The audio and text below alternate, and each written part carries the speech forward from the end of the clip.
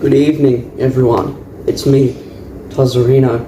I'm hitting you with another live-action video because I can. I'm in the middle of editing one of those, videos I make with editing and stuff, so that'll come out in the next week or so. But this is kind of filler, I guess. That's what my content's been. It's been filler. This is more filler. This is a different kind of filler, though. So, today I'm going to be talking about the Doctor Strange and the Multiverse of Madness trailer that came out yesterday for the Super Bowl. I didn't watch the Super Bowl. I don't care about football. I did watch the halftime show with 50 Cent and all that. That was pretty cool. Well done, America. I'm in my kitchen, I guess. I got the shirt on. This is the same shirt from the FNAF video because I couldn't be bothered to find another long sleeve shirt for this. It's like 8 in the morning, I just woke up. So yeah, we're gonna talk about Doctor Strange 2. So, first off, I'm really happy that Sam Raimi is directing this, and it seems that Marvel gave him a pretty decent amount of freedom with this.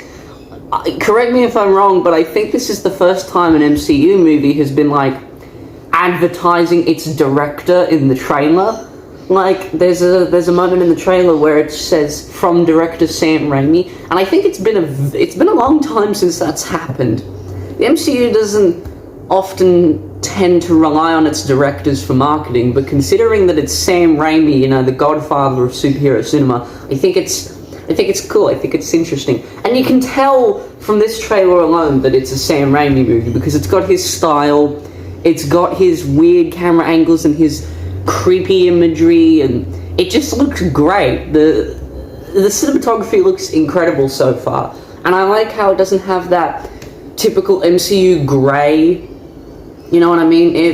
You'll understand what I mean if you watch Civil War or the first two Thor movies. Is that a lot of MCU movies have a grey filter over them, and it looks really weird. I didn't notice it until recently, but majority have that. So it's nice to have an MCU movie that isn't grey and actually has colour to it. So the story for this movie seems to be pretty interesting. We're diving into the multiverse, obviously. Again, that's what the name of the movie is. but I'm excited to see what they do with the concept here. We already dabbled in it with Spider-Man. That was cool. I think Spider-Man handled it fairly well. It didn't overshadow anything. But this movie seems to be big into the multiverse. We're going to be going to different universes and interacting with characters from that. And I think there's a lot of potential there. And the trailer kind of already gave away one big twist, and it was Patrick Stewart coming back as Professor X. We didn't see him, mind you. We just saw a kind of cut off bit of his head, and we heard his voice. But it's very unmistakably Sir Patrick Stewart.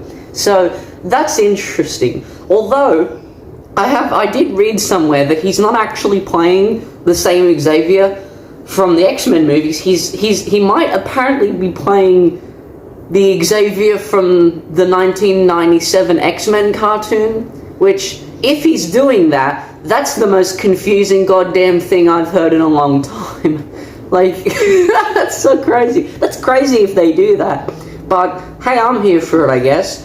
It's very telling that they choose to reveal that in the trailer, considering how secretive Marvel can be with their advertising. So if they're willingly showing us, or at least letting us know that Sir Patrick Stewart is going to be in it, then that clearly means they've got some bigger surprises lined up for the rest of the movie. And I'm excited. I'm really excited. I hope to see a Fantastic Four member in there somewhere.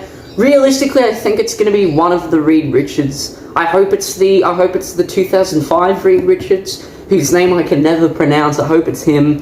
That'd be great. I hope Legion has a cameo or a reference, because I really like that show. I think Dan Stevens is great. If he showed up, that'd be really cool. If they just mentioned him, that'd be cool. Yeah, there's a lot of potential here. Howard the Duck would be cool. I'd like to see Howard the Duck. Like the 1986 one. I like to see him. That'd be kind of funny.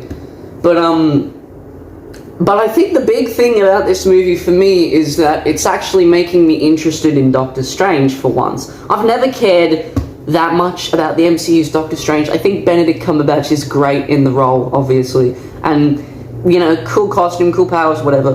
The first Doctor Strange movie is quite possibly the definition of mid for me. Like, it's fine, it's not dreadful, the special effects in the first one are great, they still hold up, but the story, the characters, a lot of the scenes, the forced comedy, the first movie doesn't really work for me, and Strange in the first movie is more or less like an Iron Man ripoff in a bad way. But in future appearances where he's not the main focus, he's been really great. I like his involvement in Infinity War and Endgame, and, you know, having him pop up in Thor Ragnarok is cool and all, I guess.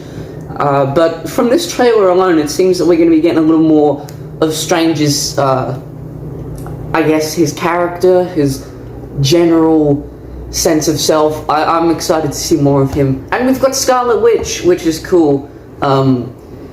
Yeah, I can't wait for Twitter to constantly be filled with the Scarlet Witch stands, because, you know, they're a fun group of people, I guess. There's a line in this trailer that kind of annoyed me, but that's just because I'm easy to irritate. And it's the line where Wanda goes, she's talking to Strange, and she says, "You break the rules, you're the hero, I do it, I become the enemy."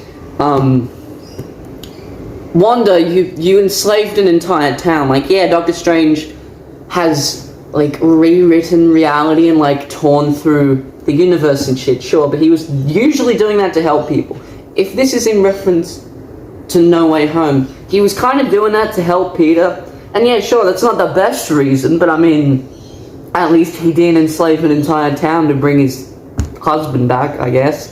I don't know. I really hope this movie goes all out in making Wanda a full-on villain. Like, we've been skirting the line, especially with WandaVision last year, so I really would like to see Wanda just full-on villain, messing shit up, battling Doctor Strange. I think that could be really interesting, and judging from some shots of the trailer, it seems like that's the case. So that's cool. Is she the main villain? Possibly. Is that evil Doctor Strange the villain? Possibly. Is Mordo the villain? I don't know. I like that they brought Mordo back. It's been a while, and I like his new hair. That's cool. That's cool. Danny Elfman is doing the music for this too, which is great. He and Sam Raimi, they did the Spider-Man movies together. I think Danny Elfman did the first two, which is good, because I think he's a great musician, you know what I mean?